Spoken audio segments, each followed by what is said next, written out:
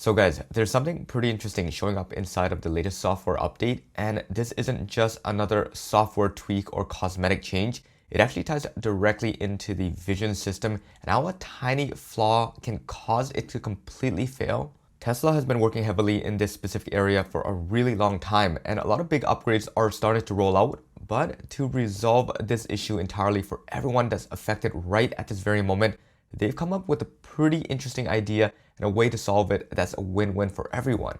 Over the past year, Tesla has been steadily pushing out a mix of software updates and subtle hardware refinements aimed at improving camera performance in difficult real-world conditions. This includes harsh weather, lighting changes, and environmental differences. More recent software builds have placed an even stronger focus on maintaining usable camera feed even under glare or direct sunlight where visibility typically drops. That said, it's becoming increasingly clear that the software alone can only go so far, especially with Elon previously acknowledging that the current sensor setup still runs into limitations in certain real-world scenarios. One of the most consistent issues comes from the front camera housing, where a hazy, cloud-like film can form on the inside over time. This is usually caused by interior plastic gassing, where residue gradually settles on the windshield and around the camera housing enclosure. This buildup becomes more noticeable in challenging lighting conditions like direct sunlight or nighttime driving with oncoming headlights, where reduced contrast makes it harder for the system to accurately interpret the road ahead. Until recently, resolving this required a service visit where technicians would physically remove the camera housing, clean the affected area, and reinstall everything back into factory conditions. But due to increasing reports tied to FSD performance, Tesla introduced a revised approach where the first cleaning is covered, while any additional cleaning typically costs between $60 and $85 depending on the vehicle and vehicle model. Now then, after more than a year since they first committed that they were working on a more complete cleaning package, the company appears to be taking another step towards solving this for everyone in the meantime. Rather than relying solely on service visits or small incremental fixes, they are now leaning into a more user-accessible approach, combining software tools with hands-on instruction maintenance options for owners. With software version 2026.20, Tesla introduced a new feature designed specifically to target the same visibility issue that continues to affect FSD performance. Spotted by a user on X going by Max, the update adds a dedicated forward camera view cleaning panel inside of the service mode. This new tool guides owners through a step-by-step cleaning process, including a live camera feed using both the main and wide-angle view to verify clarity in real time. The process includes 4 main steps: wiping the glass down, confirming the feed is clear, logging the maintenance into the vehicle's service history, and resetting the driver assistance system. Once completed, and after the system resets, any related alerts are automatically cleared after the vehicle confirms that the camera visibility has been restored. On top of that, the update has also added expanded diagnostics within the Service Plus mode, adding new interactive pop-ups under the high voltage section in the drive unit panel. These allow users to tap individual icons and movable, resizable windows that display real-time system data during the testing and diagnostics. However, with all that being said, according to the release notes, both of these new features are currently limited to Hardware 4 vehicles with the Ryzen processor, meaning Hardware 3 owners are once again excluded from these updates.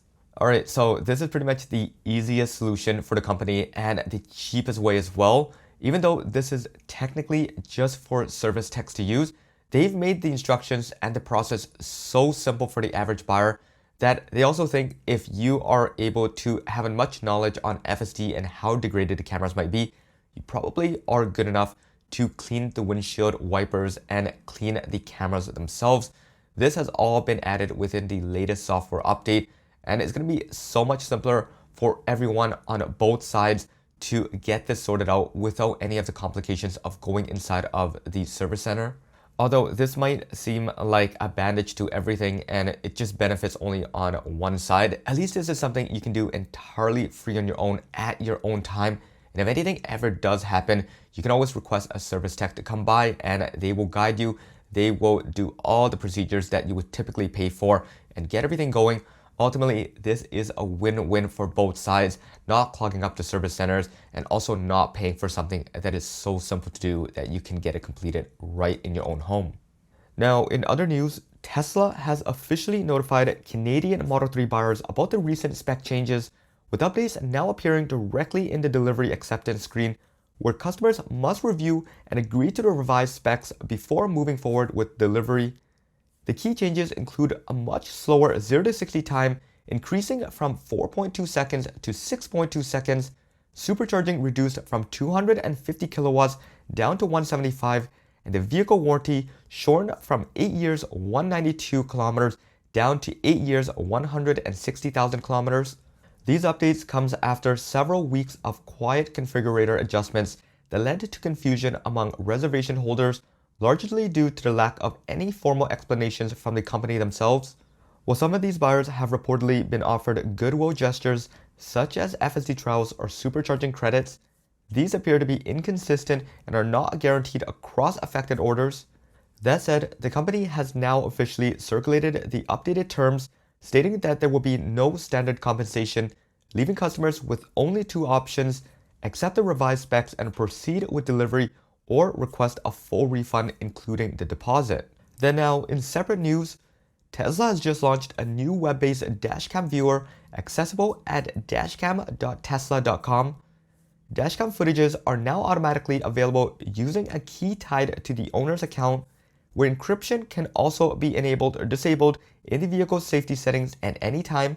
When encryption is enabled, clips cannot be accessed on another device without authentication, adding an extra layer of protection if the USB drive is removed or lost.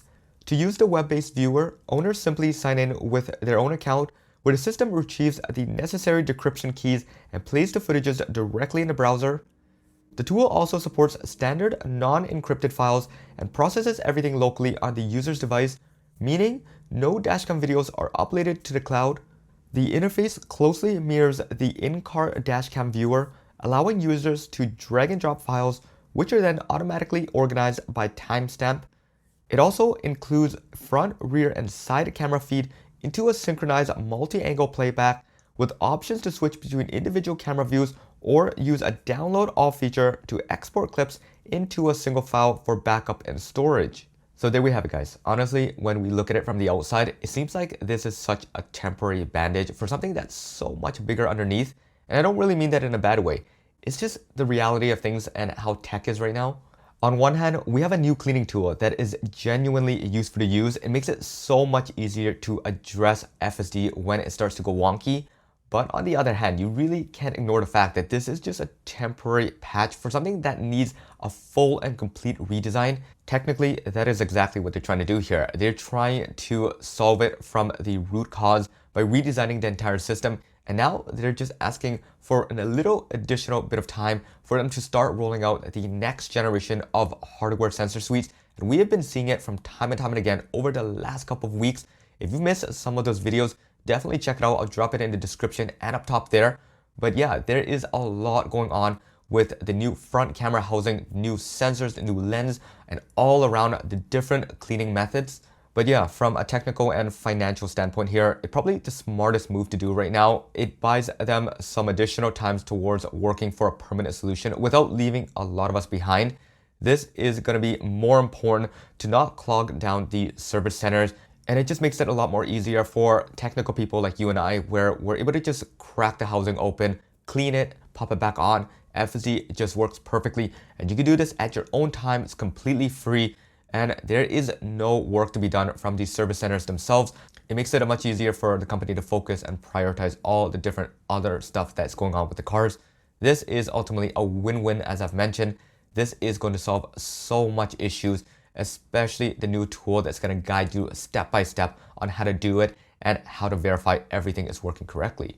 So yeah, there we have it. It seems like new updates are rolling out every single week, if not days, and tons of new features and options are being added. I, of course, will continue to keep a very close eye on all of this and everything else, and make sure to update you guys as quickly as possible. So I would love it if you stick around, hit that subscribe and the bell notification if you haven't already done so, and follow me on X at HeyJohnny.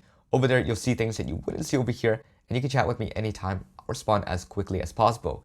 Anyways, this should be it for this one. Hope you enjoyed it. This is John once again. Peace out.